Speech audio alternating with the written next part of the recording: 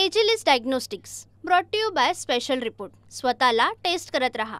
फडणवीस सरकारचा शपथविधी 5 डिसेंबरला 5 वाजता मुंबईच्या आझाद मैदानावर होणार आहे।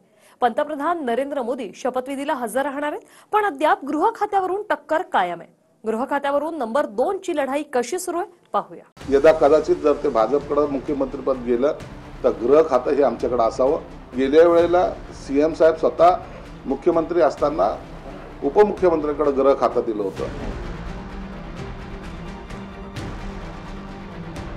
5 डिसेंबरला गुरुवारी देवेंद्र फडणवीस मुख्यमंत्री पदाची शपथ घेणार हे जवळपास निश्चित झालेलं आहे। मुंबईच्या आझाद मैदानात फडणवीस तिसऱ्यांदा मुख्यमंत्री पदाची शपथ घेतील आणि महायुतीचं सरकार स्थापन होईल। पण अजूनही गृह खात्यावरून तोडगा निघालेला नाही। शिंदेंच्या शिवसेनेकडून स्पष्ट सांगण्यात आलंय की शिंदे मुख्यमंत्री असताना उपमुख्यमंत्री देवेंद्र फडणवीसांकडे गृह खातं होतं। मग आता फडणवीस मुख्यमंत्री होत असताना गृह खातं आमच्या उपमुख्यमंत्र्यांसाठी सोडावं म्हणजेच काय तर लढाई 2 नंबरच्या खुर्चीसाठी आहे। मुख्यमंत्री देवेंद्र फडणवीसच असणार आहेत, त्यामुळे महायुतीच्या सरकारमध्ये नंबर 1 फडणवीसच असतील। अर्थ खातं अजित पवारांना देण्यास भाजपनं सहमती दर्शवली। शिंदेना नगरविकास खातं सोडण्यास भाजपची तयारी आहे।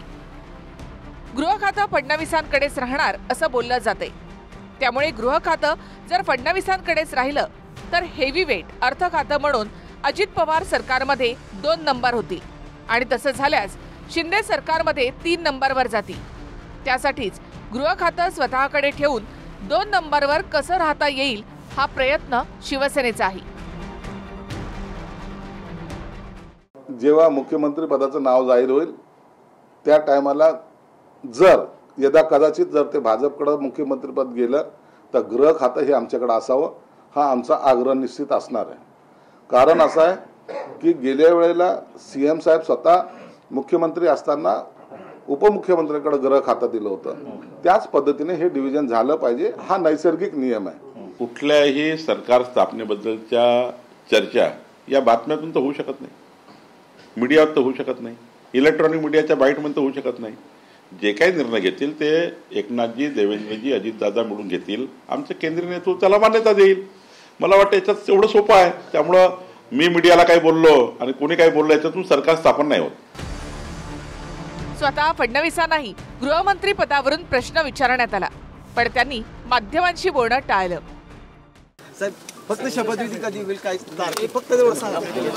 शिंदे साहेब गृहमंत्री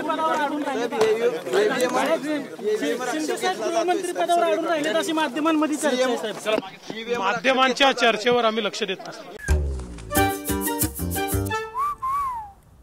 दररोज स्वतःला टेस्ट करत राहिलं पाहिजे, कारण टेस्ट करूनच मनुष्य बरा होतो।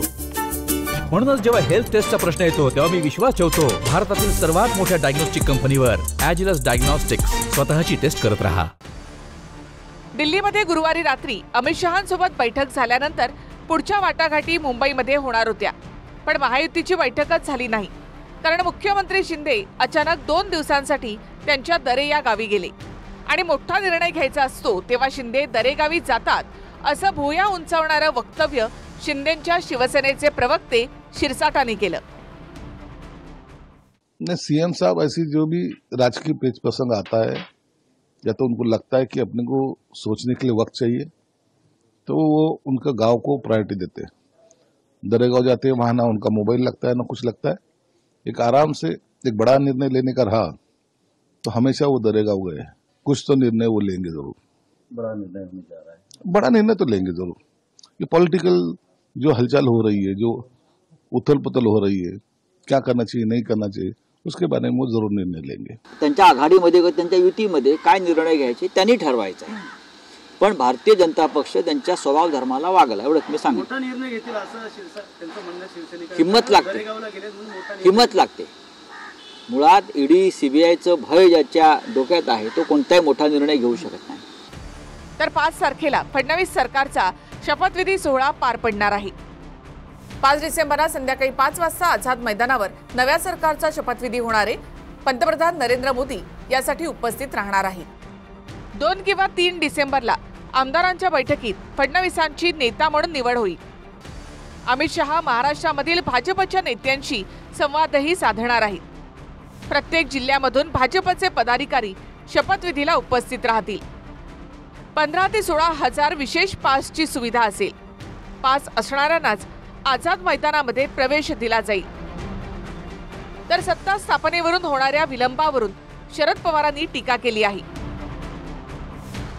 इतकं स्वस्त होत असताना या राज्यात सरकार बनत नाही आणि आजच असलं की आता 5 तारखेला काय होण्याची शक्यता. याचा अर्थ स्वच्छ आहे की लोकांचं मत बहुमत या सगळ्या गोष्टी काही महत्त्वाच्या नाहीत. जे काही चाललंय ते राज्याला यश होऊ नये. आजची टेस्ट लंग्सची म्हणजे फुफ्फुसांची. एखाद्या व्यक्तीकडे किती ताकद आहे हे बाहुंनी नाही, फुफ्फुसांवरून कळेल. तुम्ही पण टेस्ट करा, वाढदिवसांना कामी येईल. त्यामुळे जेव्हा हेल्थ टेस्टच्या बाबतीत माझा भरोसा आहे भारतातील सर्वात मोठ्या डायग्नोस्टिक कंपनीवर, एजलेस डायग्नोस्टिक्स. स्वतःला टेस्ट करत राहा.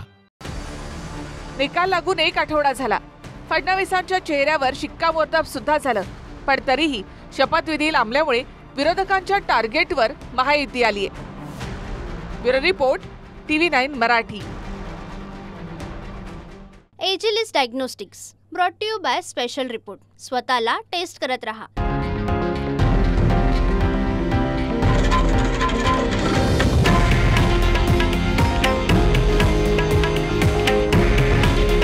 हे आहे देशातील नंबर 1 न्यूज नेटवर्क आणि आपण पाहत आहात TV9 मराठी. काळजी तुमची, हित महाराष्ट्राचं.